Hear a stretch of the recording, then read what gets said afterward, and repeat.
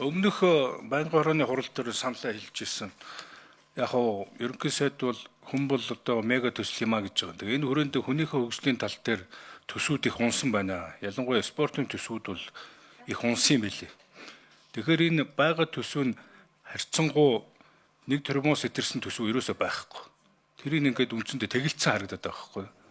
Тэгэхээр нэг юм дөрвөн төсөл байгаа. Дээдлэн тэрбум, доошоо бүгдийг ингээд байхгүй болгоцсон. За тэгээ та бүхнийг дэмжиж өгөхийг хүсэж байна. Бүгд нийлээ 4 тэрбум.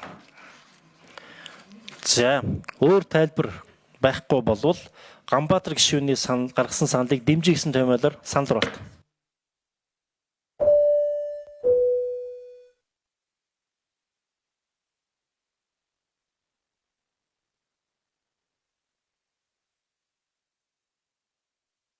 Гишүүдийн 69.6% дэмжиж энэ санал дэмжигдлээ.